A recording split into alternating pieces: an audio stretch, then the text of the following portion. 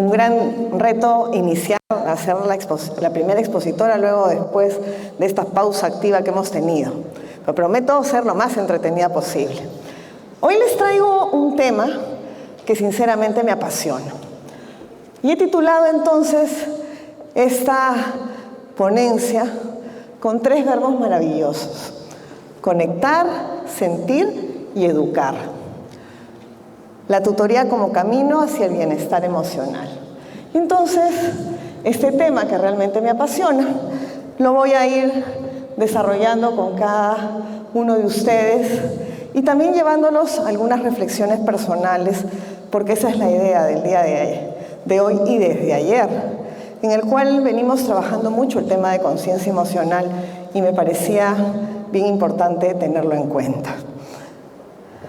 Vamos a empezar la siguiente con esta frase: los estudiantes olvidarán lo que dijiste, olvidarán lo que les enseñaste, pero nunca olvidarán cómo los hiciste sentir.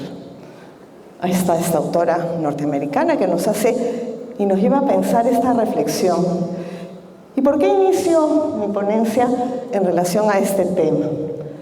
Porque creo que es muy bueno cuando uno está involucrado en temas de tutoría o del trabajo docente, el preguntarnos siempre cómo hago sentir a mis estudiantes.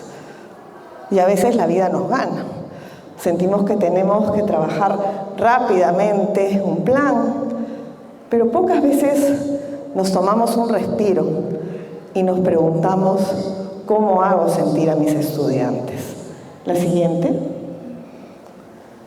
Y hoy les voy a dar como 20 segundos para que ustedes recuerden a ese profesor o profesora maravilloso o maravillosa que ustedes recuerdan.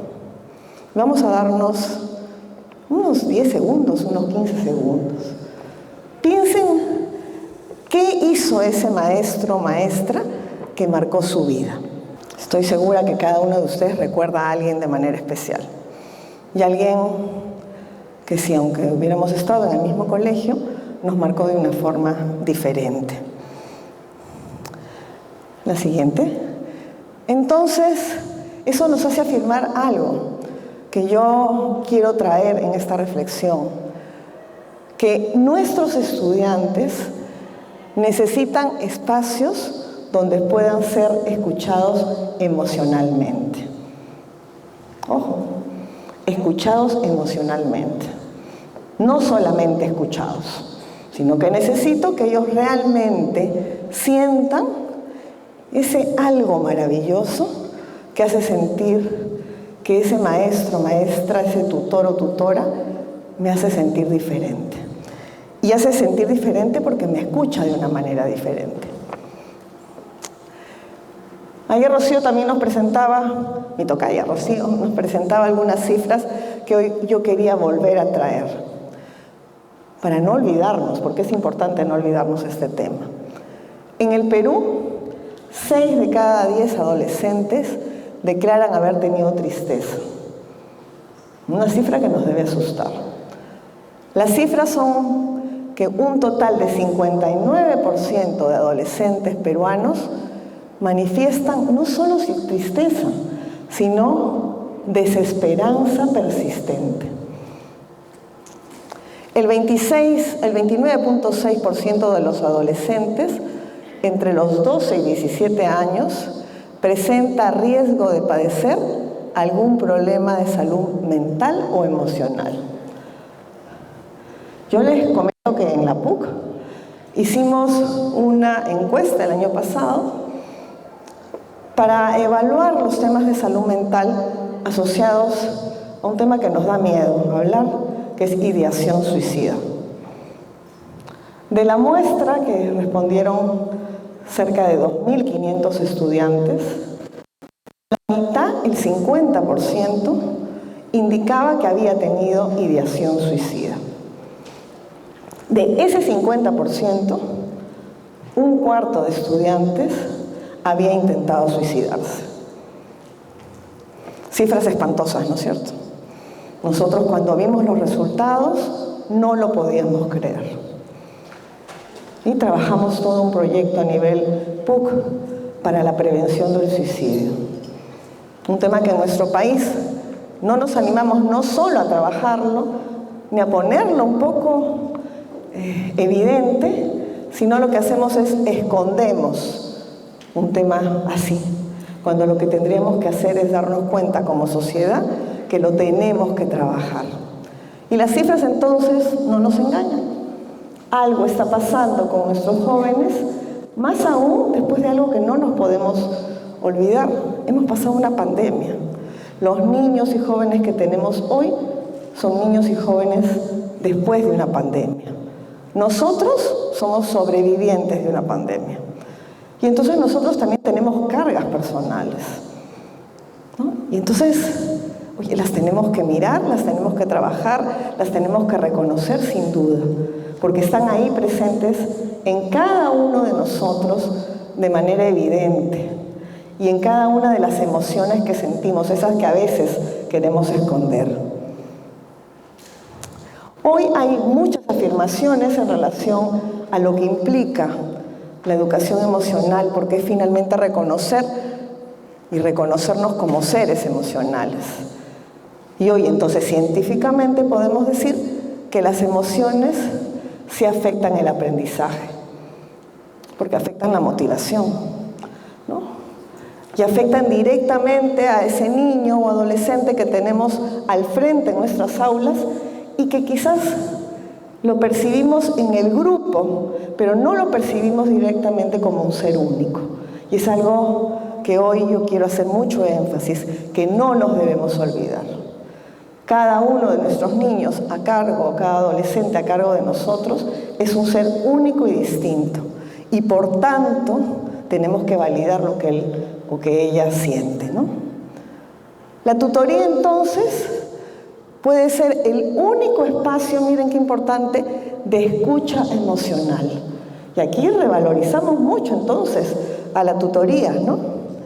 No debe ser considerado un trámite administrativo o algo que tenemos que llenar para la UGEL, o un documento que, oye, llena, pues, ¿qué vas a hacer?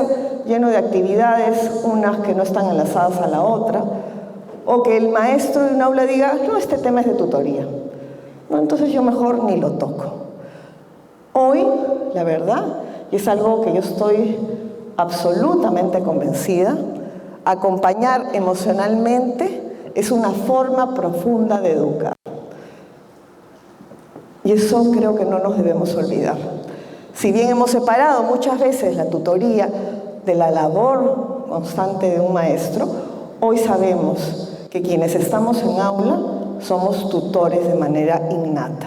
Y entonces, si bien hay un tutor con nombre, todos los demás no dejamos de ser tutores. Entonces, ¿qué es la tutoría? Bueno, la tutoría se convierte en un espacio privilegiado para cuidar emociones. Miren qué cosa maravillosa, ¿no? Un espacio privilegiado para cuidar emociones, porque las tenemos ahí, podemos hacer actividades de validación. Ayer hablábamos de la autoconciencia emocional, de la regulación de emociones, de las habilidades para la vida y el bienestar, de las competencias sociales. Y entonces, empezar por eso de la conciencia emocional es algo que no debemos dejar de hacer, que implica cosas muy sencillas como el reconocernos en cada una de nuestras emociones y en reconocernos a cada uno de nosotros en emociones. Conectar, sentir y educar, y cuando yo elegí estos 3 verbos, los pensé porque los consideré verbos transformadores, que resumen la esencia del acompañamiento tutorial. Ojalá que los recuerden. Conectar, sentir y educar. ¿Y por qué? Porque con conectar yo creo un vínculo auténtico con mi estudiante, con mis estudiantes. Es mirar al estudiante más allá de su rendimiento académico, más allá de sus notas. Hola, ¿cómo llegaste hoy? ¿Cómo te sientes? Eso es algo, la verdad, importantísimo de preguntarle a cada uno de mis estudiantes, de mis alumnos, al inicio de las clases. Porque además me da como un termómetro de cómo están. Pero es algo que lo tenemos que hacer siempre, no una vez a la semana, sino todos los días. ¿Qué significa sentir?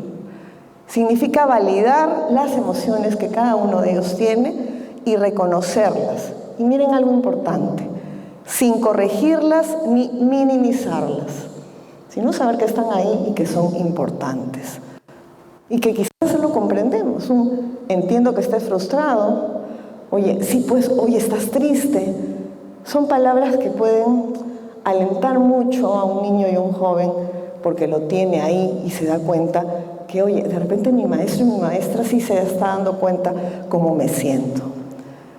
Y educar, que es esta palabra maravillosa, o este verbo maravilloso, es formar con sentido humano, con empatía, no solo con contenidos.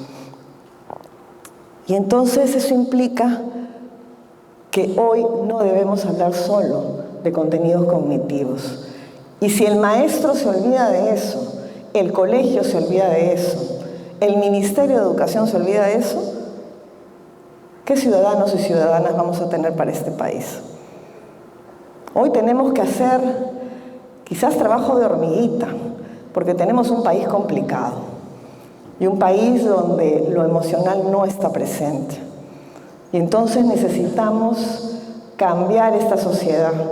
Y nos toca a nosotros la tarea esa del trabajo de hormiga, para pensar y alentar con esperanza que vamos a tener nuevos ciudadanos y ciudadanas, a las cuales les estamos transformando sus vidas. Pero esas vidas tienen que ser transformadas desde lo emocional. Hace un tiempo yo estuve en Argentina, en Paraná, en un colegio que tiene involucrado un proyecto que se llama Sentimenti y que estuve una semana en una pasantía ahí. Y era como si hubiera hecho mi sueño realidad. Era real que se podía hacer la educación emocional en cada una de las materias y no era un discurso. Y el niño de 2 años llegaba y lo primero que hacía es que se acercaba a su emociómetro, que era un emociómetro con emociones básicas, muy chiquitas, que era como un semáforo, y colocaba cómo se sentía hoy. Aunque en la educación emocional uno no necesariamente tiene que verbalizar cómo se siente, ya en un proceso más largo, la profesora podía preguntarle, en especial a los niños que decían que estaban un poco tristes. Y a mí me llamó la atención mucho un niño de 2 años y medio que le preguntan, la maestra, oye, ¿por qué estás triste hoy? Y su respuesta fue sencilla y simple. Hoy estoy triste porque me obligaron a tomar mi leche. Y ustedes dicen, bueno, si realmente de repente nos causa risa, que está triste porque lo obligaron a tomar la leche. Pero él tenía ese sentimiento de que lo habían obligado a tomar la leche, entonces llegó al colegio tristón. Y entonces tú escuchabas cada una de las historias de estos niños que contaban de manera libre cómo se sentían ese día y era maravilloso. Otro día, estando ahí, en la secundaria, se trabajaba mucho rutinas de pensamiento emocional. Terminaba la clase de ciencias sociales y cerraba con una rutina de pensamiento emocional. Yo decía, oye, ¿qué es esto, no? Pero si han trabajado X tema, ¿qué tiene que ver aquí lo emocional? Y cerraban el tema y a mí me llamaba mucho la atención cómo cerraban los temas. Cualquier tema de matemática, de historia, de lo que fuera, con rutinas de pensamiento emocional. Se imaginarán que los días se me hicieron cortos, porque lo que quería era quedarme a enseñar en ese colegio. Pues me parecía maravilloso, era lo que yo aspiro y lo que yo, la verdad, de alguna forma aliento en mis capacitaciones con los profesores, que a veces me dicen, bueno, Rochi, eres muy romántica, ¿no? Piensas que siempre hay que pensar en positivo. Y lo que te das cuenta es que no siempre hay que hacerlo, pero que sí es posible llevar adelante procesos curriculares en los cuales sí podemos darle valor al bienestar emocional. Y creo que eso es lo que les quiero dejar hoy día de mensaje como muy claro. Es posible. Lo que tengo que hacer es esforzarme para pensarlo. ¿Pero y por qué? Ayer creo que Gabriel y Rocío nos decían, todos somos analfabetos emocionales.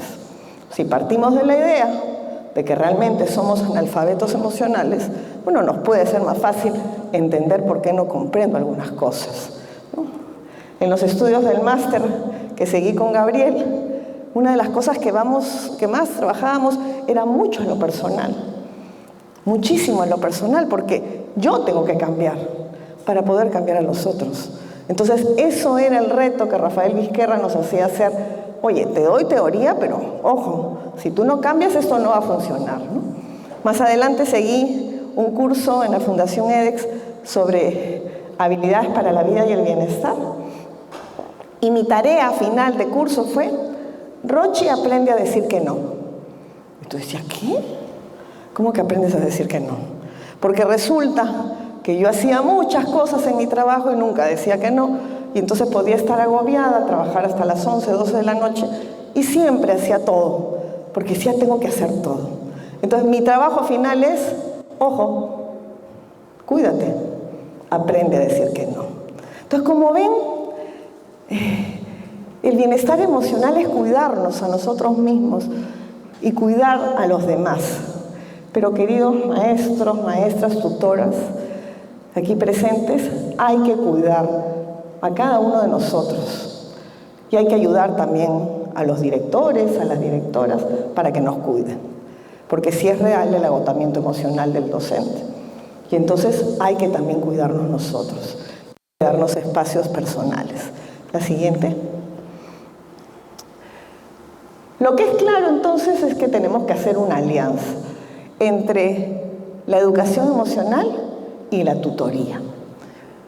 Y tiene que convertirse en esa alianza necesaria, primero para lograr los objetivos que yo he ido mencionando y para darnos cuenta que no estamos hablando de un enfoque romántico, sino que es real y que yo lo puedo llevar adelante y que puedo, trazándome metas y objetivos, lograr necesariamente lo que me propongo. Entonces, para que no me digan, oye, Rochi, no, lo tuyo todavía está maravilloso, seguramente. Pero ¿qué dicen los autores? Y yo vuelvo a traer a Vizquerra y a Goleman para que ustedes se terminen de convencer de que esto sí es posible. Vizquerra desde el 97 habla mucho de este tema, pero el 2012 afirma lo siguiente. La orientación se propone el desarrollo de la personalidad integral del alumnado. Esto significa no solamente el desarrollo cognitivo, sino también el social, el emocional, el moral y el físico. La finalidad es formar personas que puedan vivir y convivir en paz y en democracia. Ojo, entonces aquí nos está hablando de ciudadanos responsables. La educación emocional se constituye en un eje transversal que debería estar presente en todos los aspectos de la orientación y de la acción tutorial, así como en todas las materias académicas ordinarias. Y por eso en el concepto de la educación emocional, cuando hablamos de un proceso continuo, permanente, innovador, Vizquerra agrega que atiende las necesidades académicas ordinarias que se han dejado de lado, ¿no? Entonces eso también es importante. ¿Qué nos dice Goleman? Él enfatiza en el tema de la inteligencia emocional. ¿No? Recuerden que Goleman además empieza a trabajar este tema a nivel corporativo. No lo ve en principio en una escuela. Después hemos rescatado sus ideas para la escuela. Y él dice, ¿no? Enfatiza la importancia de la inteligencia emocional para el éxito tanto del tutor como del tutorado. Señala que las habilidades intrapersonales e interpersonales como la autoconciencia, la autorregulación, la empatía y las habilidades sociales son cruciales para una tutoría efectiva. Y además son cruciales para cualquier trabajo. Si tenemos todas estas habilidades, sin duda, lo que descubre Goleman es que no solo había buen clima laboral, sino que además la gente era muy productiva. Y por eso es que empieza a tener tanto éxito, ¿no? Un tutor con alta inteligencia emocional, miren el reto que nos pone, puede crear un ambiente de confianza, manejar conflictos y facilitar el aprendizaje del estudiante. Miren, 3 cosas: confianza, el manejo de conflictos y facilitar el aprendizaje del estudiante. Entonces, en esta alianza podemos concluir algunas cosas. Que transformar vidas implica validar las emociones. ¿Estamos convencidos todos de eso? Sí, ¿no es cierto? Todos, ya sabemos entonces. Las emociones están en el centro de toda relación educativa. No están al costadito, no. Resulta que hoy en día están en el centro. No hay aprendizaje sin emoción. Otra afirmación muy interesante. Yo les pregunto, ¿qué importancia entonces tiene para la vida reconocer nuestras emociones y las de nuestros estudiantes? Piensen alguna respuesta y quiero que la comenten con quien tienen al costado. ¿Qué importancia tiene para la vida reconocer nuestras emociones y las de nuestros estudiantes? A ver, nos damos unos 20 segundos para que dialoguen. Estoy segura que todos hemos indicado que sí tiene importancia, ¿no es cierto? ¿No? Y que entonces es muy válido este reconocimiento de las emociones, de nuestras propias emociones, por ejemplo, para el trabajo entre los colegas y también para las emociones de nuestros estudiantes. ¿Seguimos? Vamos a hablar entonces del tutor, la figura del tutor, que es tan importante. Los tutores son quienes cuidan, ¿no? Sí, yo me imagino, he pensado mucho, ¿qué hace el tutor? El tutor me cuida, me transforma mi vida. No solamente orienta académicamente, el tutor escucha, sostiene y humaniza. O sea que quienes hoy son tutores o quieren ser tutores, miren la importancia que tiene. Su presencia puede marcar la diferencia en la trayectoria emocional en un estudiante.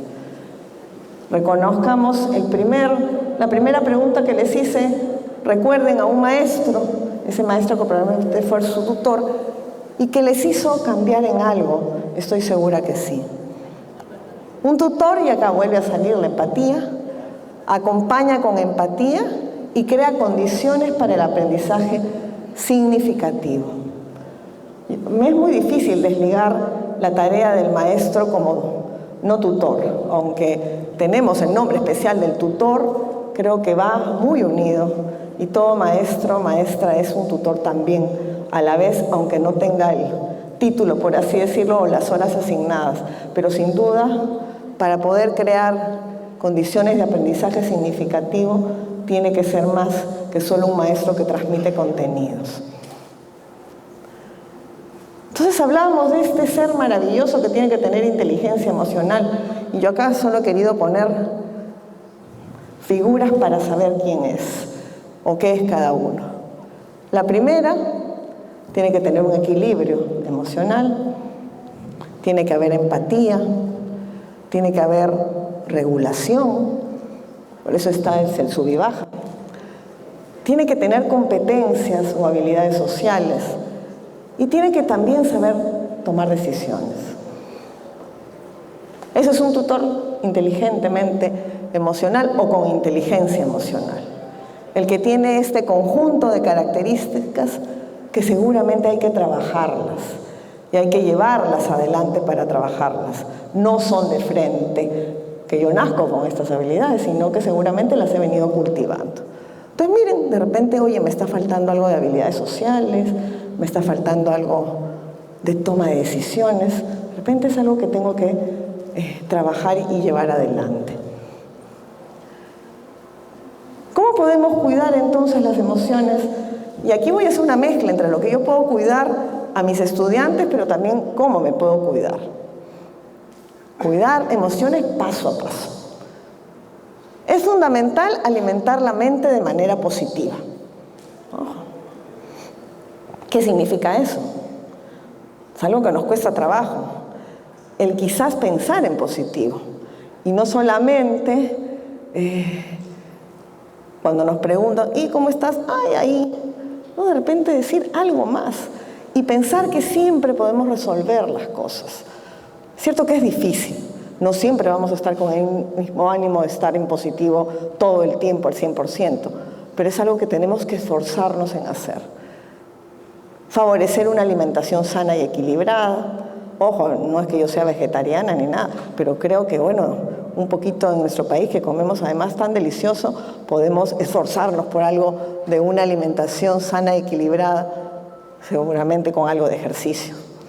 Organizar nuestro tiempo para no estar tan agobiados, dejar ese estrés de lado, porque siempre como estamos estresados. No es la palabra de moda, hasta el niño de 5 años dice, ¿y cómo estás? Estoy estresado. Entonces tú dices que a los 5 años estás estresado, a los 6, a los 7, pero es algo que lo tenemos ahí presente. Vivir el presente. Pero hoy disfrutar lo que estamos haciendo. Oye, hoy me he regalado 2 días para mí, para formarme. Entonces estoy viviendo el presente. Ya no importa, mañana no sé cómo será, tengo que volver al colegio, no tengo que volver, pero de repente estos 2 días son para mí. Relajarse. Y cada uno de nosotros nos podemos relajar de una manera diferente. Y cada uno se inventa las formas de relajarse. Dormir bien. Yo la verdad hago muchas apuestas con la idea de dormir bien. En la PUC, en la época que fui directora de bienestar, hace 1 año, yo estuve 5 años de directora de bienestar, una de las cosas que más me decían el decano de arquitectura es, Rochi, no fomentes ese tema de tu idea de que hay que dormir mínimo 7 horas. En arquitectura no dormimos nunca, ¿no? Igual me decían los de ingeniería, ojo, si no dormimos, nuestra salud mental se altera. Y los adultos debemos dormir por lo menos 6 horas, si no son 7. ¿Y qué hacemos? Nos echamos a la cama y estamos con el celular. El celular nos juega malas pasadas, deberíamos desconectarnos de la tecnología 1 hora antes. A mí me cuesta trabajo también y procuro esconder el celular para no verlo y poder tener un descanso adecuado. Entonces, ¿dormir bien es una clave perfecta? Les aseguro que sí. Y ojalá nos esforzamos por lograrlo. Realizar actividad física no es solo ir al gimnasio. Yo puedo caminar.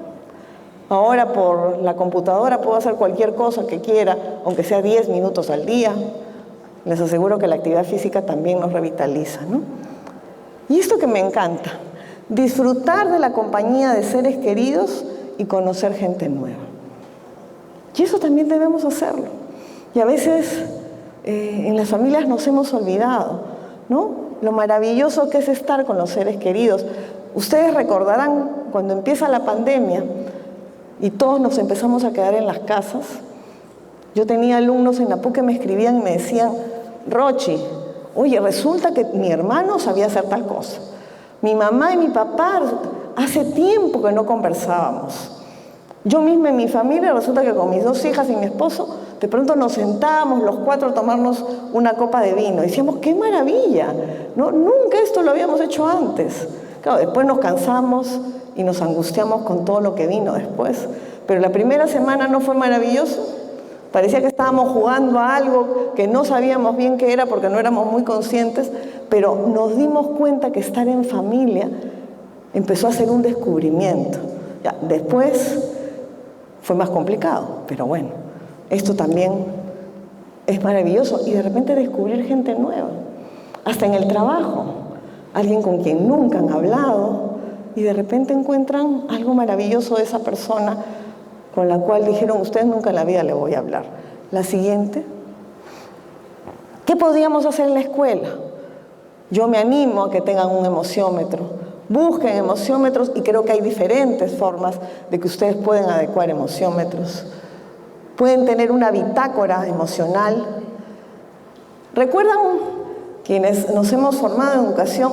Siempre nos hablaban del anecdotario. ¿No? Que uno ya lo dejó de lado, porque en especial en inicial uno usaba mucho el anecdotario. Bueno, esta bitácora emocional quiere hacerse como el anecdotario. Oye, termina tu clase y escribe. escribe cómo te sentiste, qué pasó con este estudiante. Recuperemos esa estrategia pedagógica que creo que nos va a hacer mucho bien. Tener una caja de emociones, que sea como un buzón para expresar las preocupaciones, rondas de cierre emocional para liberar tensiones. Por ejemplo, estas pausas activas a veces ayudan mucho. Yo creo mucho en la música. La verdad, a mí me parece que la música es genial para el trabajo de cierres emocionales o los temas de arte. También ayudan mucho. Trabajar con los profesores de arte, los temas emocionales es magnífico, porque ¿qué hace uno? Logra desconexión mental. Y eso es algo que uno tiene que valorar, desconectarse absolutamente de todo. Es decir, y ahí dice, ¿no? Pequeños rituales generan grandes cambios, ¿no? No hay que complicarnos con que no tengo material, o no lo puedo hacer, o esto es muy difícil, o el colegio no me da. Eso es más fácil para justificar lo que no hacemos. Hay que pensar qué es lo que puedo hacer con los recursos que tengo. La siguiente. Yo quería leer este caso que es real. Se llama Luis, tiene 13 años, no hablaba mucho, casi no entregaba tareas. Un día durante una tutoría individual me confesó entre lágrimas que su papá había fallecido hacía poco y que su mamá salía todo el día a trabajar. A veces no sé si almorzar o comprar cuadernos, me dijo. Este es un testimonio de un maestro. A partir de ese día empezamos a conversar cada semana. No hablábamos solo de tareas, sino de su vida, de lo que sentía. Poco a poco volvió a participar, a reír, a soñar. En la ceremonia de fin de año me abrazó fuerte y me dijo: gracias, profe, por no soltarme. Ese día supe que la tutoría no solo es acompañar, transformar vidas.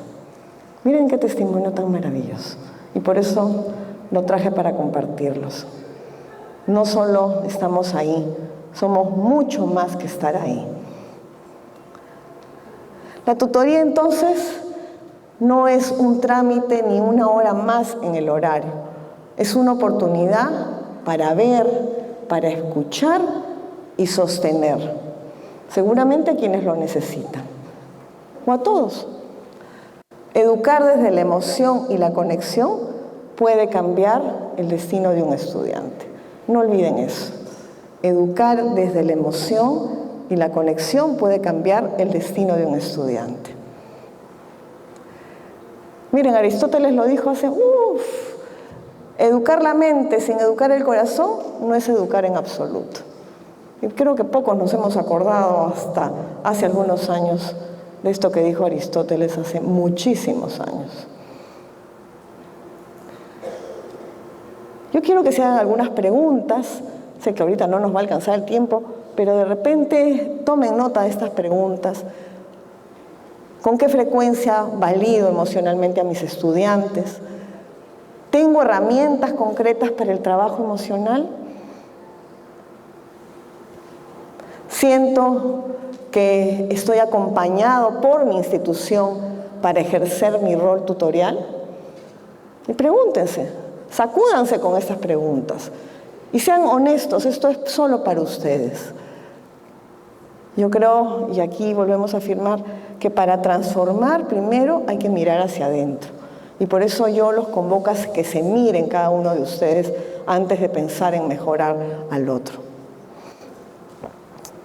Yo hablaba aquí un poquito de la tutoría con corazón, que también me gusta mucho. Entonces hay que hacer una escucha activa, sin prisa, crear espacios donde el estudiante se siente escuchado. Hay que nombrar las emociones sin juzgar, ayudar a identificar lo que se siente. Nunca hay que juzgar. Cada uno de nuestros estudiantes, y ayer Gabriel decía, hay más de 400 emociones. Lo que pasa es que no sabemos con las justas 10 y con suerte todavía, o los de la película. Gracias a la película encima hemos aumentado nuestro vocabulario emocional. La siguiente. Ofrecer recursos o buscar apoyo institucional, ¿no? Con derivación o herramientas de autocuidado. Aquí el trabajo interdisciplinario con el Departamento de Psicología de sus colegios también es muy importante, para ver si hay necesidad de derivar o no. ¿Cuáles entonces son los desafíos actuales de la tutoría? ¿No? Si hemos hecho todo un recorrido. ¿Hay escasez de tiempo institucional para la tutoría? Sí. Es cortito, 1 hora y déjala ahí nomás. ¿Hay desvalorización del rol tutorial en algunas escuelas? También. No nos gustaría que fuera así, pero lo hay.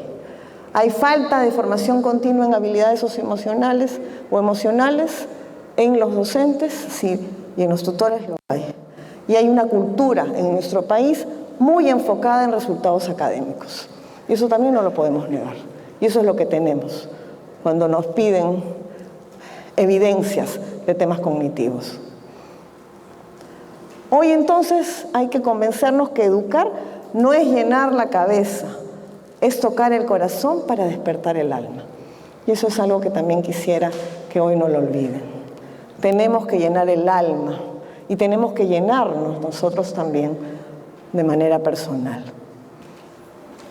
Si hoy decidiéramos educar desde la emoción, no desde los contenidos cognitivos o desde la corrección, desde el vínculo, no desde el control, imagínense qué reto tan grande, ¿no? ¿Esto lo podríamos hacer? ¿Podríamos ser capaces de modificar lo que hoy vengo haciendo para irme por este lado y hacer una modificación de lo que yo vengo trabajando? Yo quería terminar dándoles gracias. Yo creo mucho en la gratitud, la verdad, y creo que es una de las cosas que a veces también nos olvidamos cuando estamos en capacitaciones o en algunos procesos. La gratitud siempre tiene que estar presente en nuestra vida, ¿no? Yo les agradezco a cada uno de ustedes por estar aquí, por escuchar, espero desde el corazón, por elegir ser tutor para transformar vidas o ser maestro o maestra para transformar vidas. Que esta reflexión no se quede en esta sala, es lo que les voy a pedir. Y ojalá nos volvamos a encontrar y la vida nos permita volvernos a encontrar. Que se convierta en acción en cada encuentro con sus estudiantes y que los haya movilizado y que los movilice para hacer cosas diferentes. Porque conectar, sentir y educar es el verdadero camino hacia el bienestar emocional. Muchísimas gracias.